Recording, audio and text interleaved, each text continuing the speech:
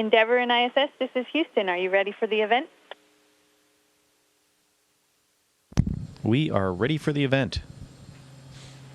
NPR, this is Houston. Please call Endeavor and ISS for a voice check. Endeavor ISS, this is NPR. How do you hear me? Loud and clear, Scott. How do you have us? Just fine. How are you, Mark? I am really good. Katie and I are enjoying a good day up here. Well, that's what we want to talk about. Katie Coleman, Scott Simon, how are you? I am great. It's nice to hear your voice in this way. I listen to NPR up here. They send it up every day to me. Oh, thank you. Tell us about the mission. You've got some awfully expensive equipment on board.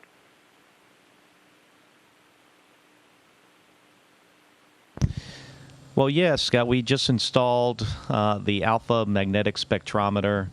It's a $2 billion cosmic particle detector, really a premier physics experiment that's supported by 16 different countries, 600 physicists. It's a pretty big project. It's managed out in CERN, Switzerland. They've been working on this thing, a lot of people, for a long time. And today, with the help of Roberto Vittori, Drew Feustel, Greg Chamitoff, and Greg Johnson, we got it successfully installed on the space station. It's a great day for science. Katie Coleman, what do you do with your time up there? Well, I don't know where the time goes, but I'll tell you, it's a very busy place. We've got like 130 different experiments running almost at the same time, some of them, up here on the space station, and then maintaining the space station and also maintaining ourselves and doing some medical work, some medical experiments. Just to maintain your bone mass, you need to exercise about 2 hours a day up here. So I would say every day is a busy day and a great day up here. How do you exercise for 2 hours a day in a space capsule? Well, up here on the station, capsule, you can think, Soyuz, which is my way, up to the space station and then back down next week. But up here on the space station, this is a big, big place. Scott and I are here talking, and nobody else. Oh no! I called him the wrong name. I was up here for. I was up here with Scott for 4 months. But we're talking here, and nobody else in the station could hear us. I practice my flute at night in a place nobody can hear me, and I'm not that far away. It's a very big, big place, and gives us a lot of space to store the stuff that we need for the experiments, because they've all got different parts and different things that we need to do the experiments. Mark Kelly, first, you haven't switched places with your twin brother Scott, have you? Not this time. This might well be your last ride in space. I wonder what your thoughts are as you look down on our Earth. The Earth's an incredibly beautiful planet. It's it's hard to understand sometimes all the conflict in such a beautiful place. It is it's possible that this is my last flight. This is a really hard thing to give up. It's very exciting and it's be frank, it's a big privilege for all of us to have the opportunity to serve our countries in this way. So it's a tough thing. But to answer your question, Scott, just looking down, we've got a very fragile and beautiful place to live, and we need to take care of it. Do both of you, either of you, have any concern that NASA's no longer going to be leading the way? I think NASA is leading the way and will continue to do so.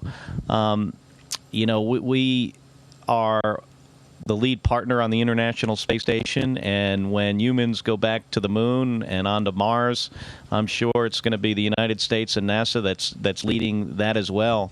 As we move into more commercialization of the launch vehicles and getting access to orbit, that's still NASA that's leading that project and hopefully buying those services. And this is something I think that in the long run could mean the expansion of humans accessing space. So we're pretty excited about the future for NASA.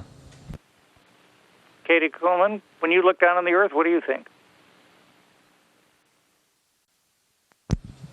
You would think after almost 6 months that I might even be tired of it, and I will tell you that it's always changing. Different kinds of light, different, just discovering new places. I feel like I've been to these places, and during my time up here, we've had the earthquake and tsunami in Japan, the conflict in Libya, and the flooding in the south. Lots of things happening down on the planet, and it's hard to look at in that way, because when we look from here, it still looks beautiful and somehow remote. And so trying to marry up those two things, the reality of how hard life is down on the planet for so many people right now, and yet our view is very very angelic, really. And so it's hard to marry up those two things, and I'm not looking forward to giving that up. It's very hard to give it up. Flight Engineer Katie Coleman, Commander Mark Kelly, thanks so much for speaking with us. You're welcome, Scott. Endeavour ISS, this is Houston ACR. That concludes the NPR portion of the event. Please stand by for a voice check from the Associated Press. Endeavour Space Station, this is the Associated Press. How do you hear me? We've got you loud and clear, Marcia. How do you hear us? Just fine. Hello. Speaking to you today from your launch site, Commander Kelly. Congratulations on a successful flight so far. I'll start out by asking about your wife, Congresswoman Giffords. How is she doing today? Have you had a chance to talk to her this morning, the day after her surgery? Not yet. We've had a really busy day, and just based on the time, how our day matches up with the day there back in the United States, I haven't had that opportunity yet, but I will at the end of the day. I spoke to her mom last night, exchanged some emails with her surgeon and her chief of staff, and I talked to my brother yesterday, and she's doing really, really well, as good as possibly could be expected. Does her good progress mean that she might be released from the hospital soon, and do you expect them to delay her release until you're back on Earth? Well, the rehab is a long process from a traumatic brain injury, and it's not even measured in weeks. It's normally months. At some point, she will become an outpatient there at TIR. We don't know exactly when that is going to be, but I'm looking forward to that. She's got some recovery here from the procedure she had yesterday, and then she's going to be back in the full-time rehab. We've seen some pictures down here of the towel damage on Endeavour's belly, Commander. What's the latest status on the damage? What are you hearing, and how concerned are you about that? Well, we've got a really, really busy day. We installed the alpha magnetic spectrometer today. That took a long time. We're getting ready for the first of our 4 EVAs tomorrow. We've been transferring cargo to the space station and some back to the space shuttle. So it's been really, really busy for the 12 of us on board. So it's, constant contact about the condition with the few tiles that are being looked at is something, I'll get a chance later on in the day via email and some messages to discuss that with the flight directors. But not yet. I'm aware of the damage, and I know it's being looked at. We have a whole team of people that are working around the clock to take a look at it. From my point of view, the pictures I've seen, we've seen this kind of thing before. On STS-121, we had some tile damage. That was my second flight. It looked kind of similar. We took a closer look, and it was eventually cleared for flight. So I expect the same thing. Well, good. For either of you, describe the elation and relief you felt once the alpha magnetic spectrometer was anchored down on the space station this morning. Were you holding your breath that everything would go right? I had a little bit. I mean, it's a $2 billion cosmic particle detector. It's got 600 physicists that have been working on it. It's a collaboration of 16 different countries. It's going to produce some really, really exciting science, and it was all in the hands of 4 of my crew members. 2 of them, Drew Feustel, Roberto Vittori from Italy, who transferred it from the shuttle payload bay to the space station arm, and then Greg Johnson and Greg Chamatoff installed it on top of the truss. So I said to Greg, and Drew earlier today in the mid deck that, isn't it a relief that it's no longer our responsibility, that we safely got it installed. Those guys did a fabulous job, and I imagine Dr. Ting and his team are collecting science right now.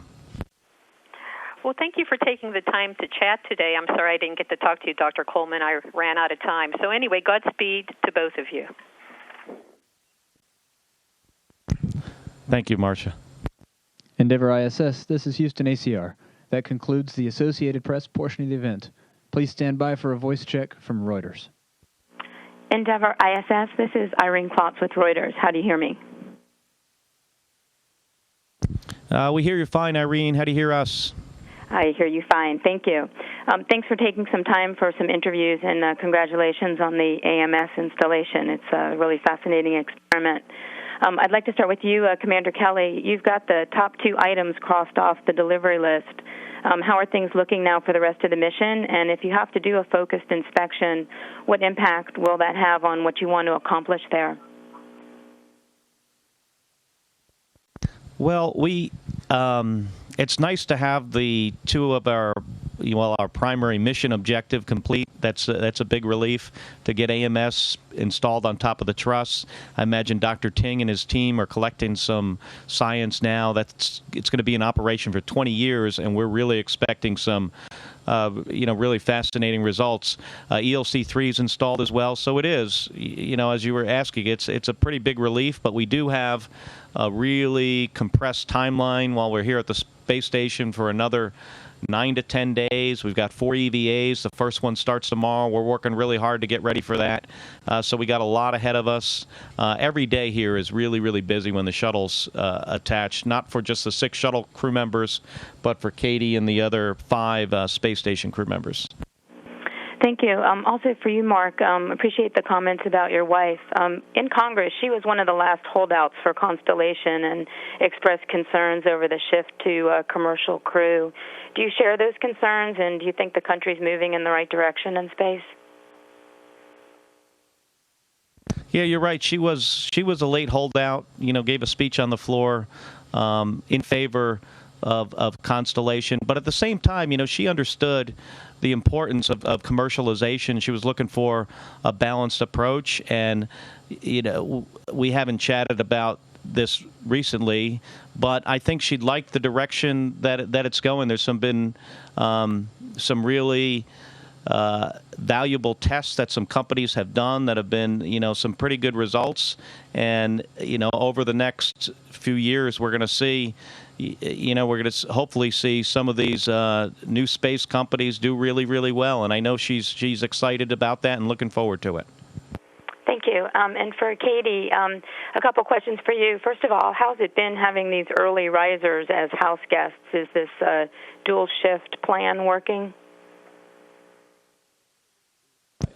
It's working out great. They were totally quiet. It was like any other morning on the space station.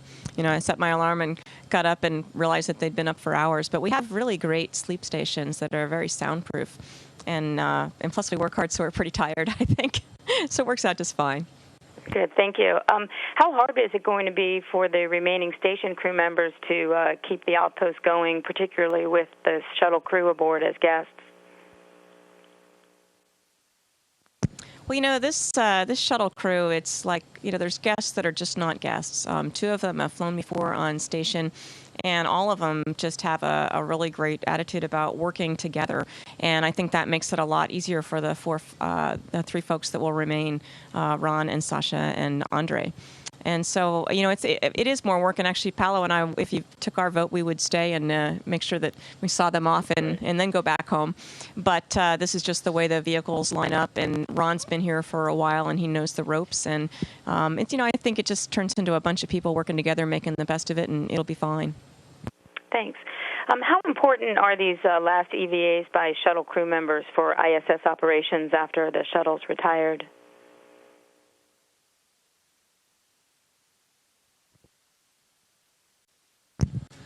Well, we've got a number of tasks over 4 EVAs. We've got on each EVA, as you probably know, we've got 2 spacewalking crew members outside for about 6 to 6.5 hours, getting the space station in a good configuration to proceed without the availability of the space shuttle. We're going to fly STS-135 in June, hopefully. That's the current, or July, rather, and then after that, there won't be any shuttle-based EVAs, but we have an airlock. We'll be going out the station airlock here tomorrow. Space station crew members are all trained to do EVA, and we'll probably see some station EVAs in the future, but we're just, with our 4 EVAs this week and next week, we're trying to get the station in a really good config. Thanks. I'm told we're out of time. Good luck with the rest of the mission, and safe landing, Katie. Thanks very much. Endeavour ISS, this is Houston ACR.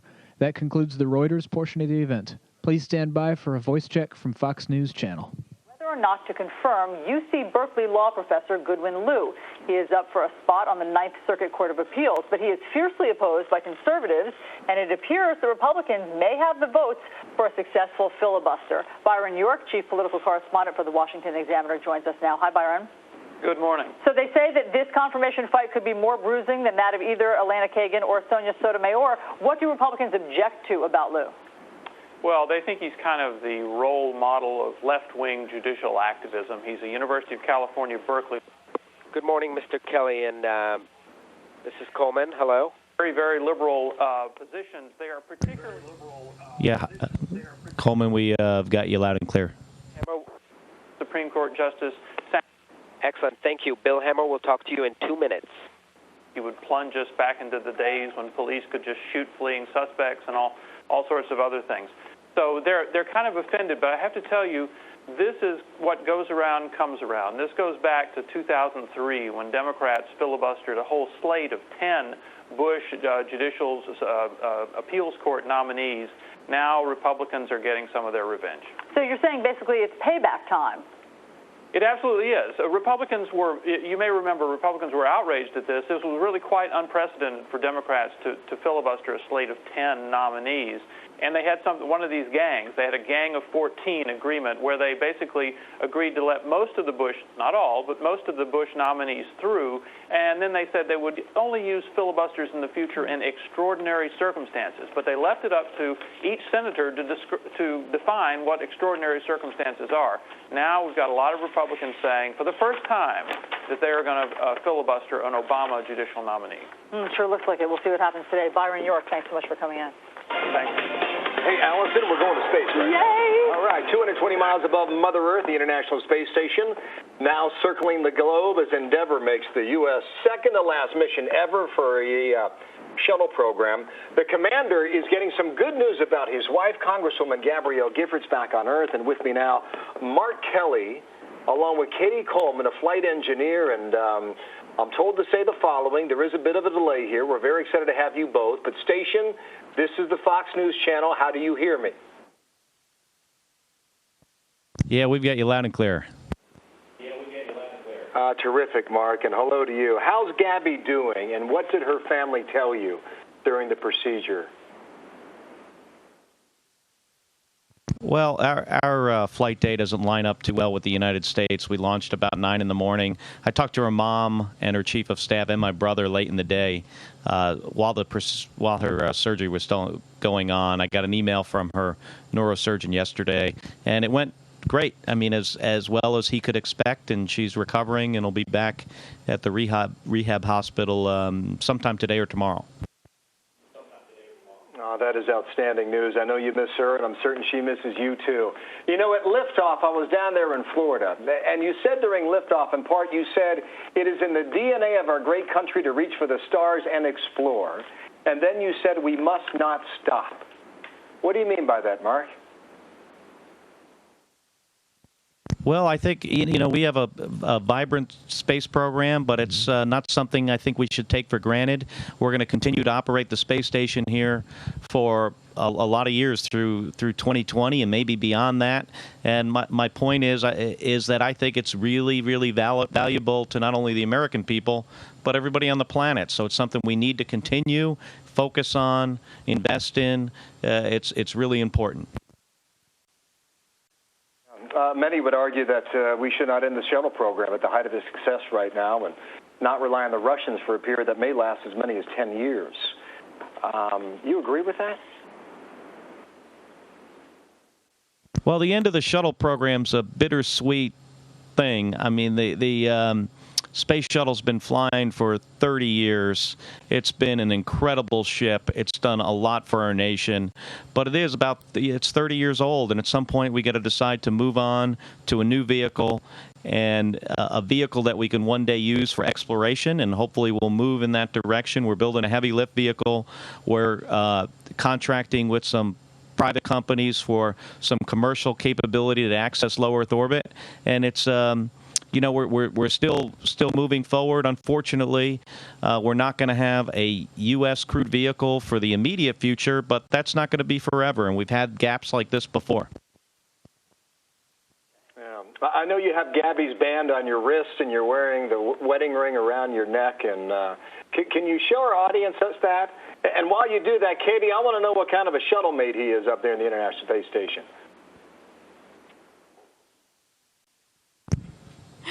Well, this shuttle crew is great to have on board.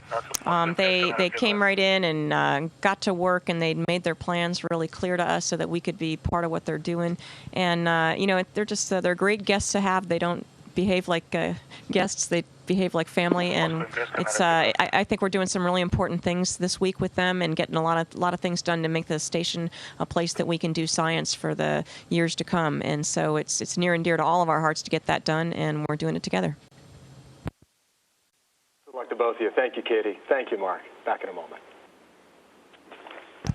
Nice. Thank you. Endeavour ISS, this is Houston ACR. That concludes the event. Thank y'all.